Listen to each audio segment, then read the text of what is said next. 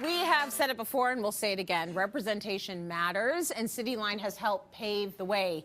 Here to discuss all about it, we're going to talk all about it. We've got Shobana Lakkavally, Karlyn Percil, Zehra Allibhai. It is so nice to see you all on the show. You know, and we're at a point on the show where we're seeing so much diversity on the show and also behind the cameras, producers and what have you. That wasn't always the case. And that's sort of what we want to talk about. When did you all start sort of feeling like this show also belonged to you? Shobana, I'm going to start with you. You know, Tracy, it was a journey. Like, when I started the show, I lived this dual life, sometimes Canadian, sometimes South Asian. Yeah. And I think growing with the show in the last few years has been instrumental in showing up as whole. You know, with that first segment that we did, it was a demo, and I chose a person from the audience that was BIPOC that also wore a hijab. Yeah. And she looked at me, and it was so powerful because she said, you know, thank you so much for choosing me. This is the first time I've seen myself on TV. You know, someone like me on TV, and you looked at me and you're like, great work. And I know that you knew like that significance, that impact, you know, and then fast forward a few years, we're seeing that diversity in our producers and our team. So we didn't have to explain anymore like the whys. There was an understanding, the lived experience. We tackled issues like sunscreens that don't have white cast, makeup for melanated skin, makeovers on deeper skin toned people. And we were able to just have so many more people be seen, and we're the only ones doing that nationally. And I think that full circle moment happened when people started coming up to me and they said, thank you for showing me how to do this. Thank you for this product. You know, I feel seen. That's when I felt seen and I belonged. Beautiful. I saw it. I saw it in you right away. The people you picked, the things you chose to speak about, it was very much about inclusivity. So, you know, on the show we've talked about being the first and only, which has definitely been my experience. Zehra, the first expert on Cityline to wear hijab. We're so happy to have you here. That's not why we picked you to be on the show. We picked you because you're great in your niche, which is fitness and healthy cooking. But what has it been like for you, and what do you hear from people who watch you? No, it's been great, and I love what you said. It's like, in the past, whenever it was media, I was like, how does it feel to wear hijab and to share fitness? And I was like, why is that always the first thing? And I love that when you guys approached me and I came on, it was not about the hijab at all. I was able to come as my full self, kind of express my faith, but also express my love of fitness, and the fact that you do all these moves with me, I love. And it was never about, like, what are you wearing? Or, like, it was just about, you're passionate about this, we love fitness, I know how much you love it. So the fact that I could show it, and the fact that I could represent a woman in hijab. Like, I would have people being like, you know, you're being Muslim, you're wearing hijab, you're being South Asian. It was something that they could see in themselves, which was great.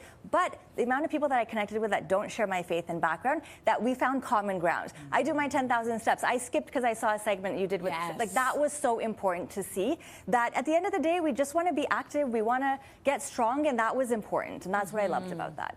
I love that. So good. Let's think back to 2020, even though it's a place I don't like to go to. We saw a major push for more conversations about race and diversity, but it was my personal mission to have these conversations long before 2020. I probably started in high school. So, Karlyn, talk to us a little bit about the importance of Cityline embracing the often uncomfortable topic of race and inequality, because it was something that stumped me, because it's daytime television. I know. But it's also, these conversations need to happen, and you've seen them happen here. You've been a part of them. Yes, I've seen them happen, and it has been such an honor to be a part of them, because it's not the norm, as you said, on daytime television. And having a conversation about race, to me, what Cityline has done, they have raised the bar on what it means to have conversations that matter, and also helping women and helping people to see themselves in their full humanity. And when we center race, you center my full humanity. You center and you create a baseline for the women who tune into the show to actually talk about real life challenges and things that they are going through. And that's what I love about the show. The show doesn't only talk about vulnerability, it centers vulnerability. And especially being a black woman who's able to center the full humanity of what it means to be a black woman, and also to talk about the cultural aspect of it. And again, alongside a show host who not only shows up and puts her heart and soul into it, but who also continues to live it, T. We love and admire you so much. And I'll never forget my first show on Cityline was about vulnerability, and T was like, oh, and we're doing it with no makeup. I what? And I have to say that vulnerability is not always rewarded. Yeah. So I really want to shout you out again, T, but also the producers and every single person who's a part of this show, because there is a cost for raising the bar, and you're doing it. And I'm so proud to be a part of the show. Thank you. Thank you, Cityline. Thank you. Beautifully said. Beautifully said.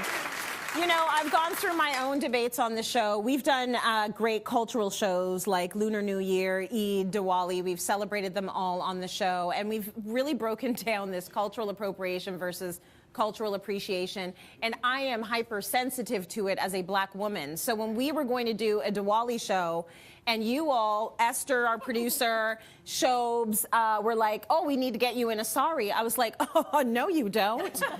Because I'm like, I am stepping now into another culture. For me, many people wear black culture as a costume, but they don't give us rights, okay?